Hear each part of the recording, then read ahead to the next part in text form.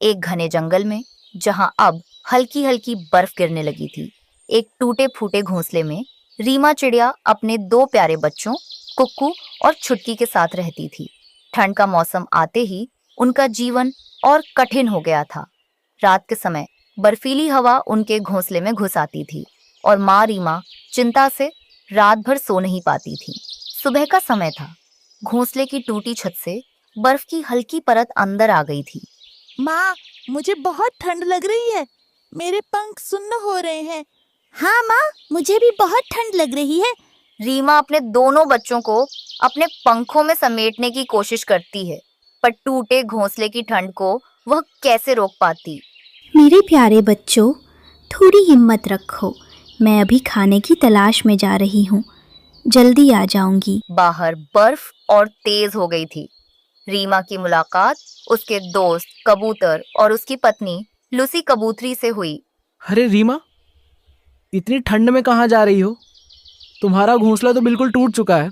बच्चों का क्या हाल है?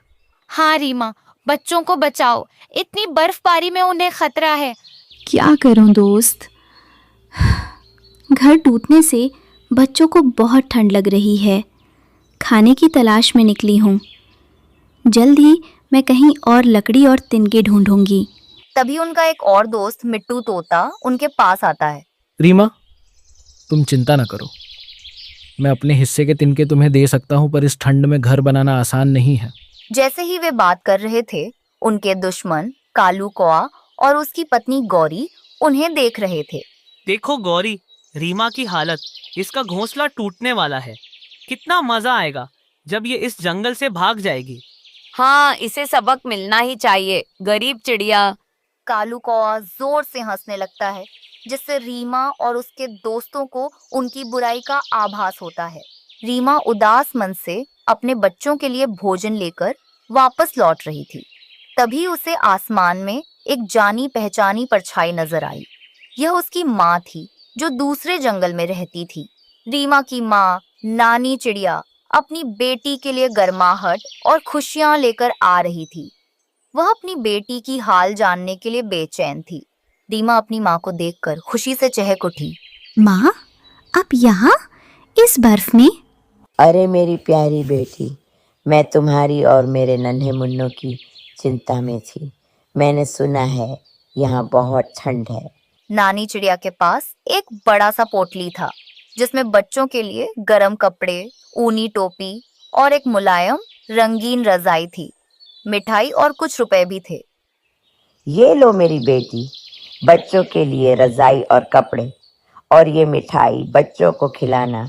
ये कुछ पैसे हैं, तुम अच्छा घोंसला बनवा लेना। जैसे ही नानी चिड़िया घोंसले के पास पहुंची, कुक्कू और छुटकी अपनी नानी को देखकर खुशी से चहकने लगे। नानी, आप कितनी अच्छी हो, इतनी सुंदर रजाई और गरम टोपी। नानी, क्या आप अब हमारे साथ ही रहेंगी?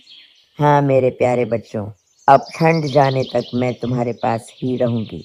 रीमा ने अपनी माँ की मदद से तुरंत टूटे हुए घोंसले में मोटी घास फूस लगाई और उसमें रजाई बिछा दी। बच्चों ने गरम कपड़े पहने और नानी के पास रजाई में दुबक गए। वाह, नानी के पास सोना कितना मजेदार है।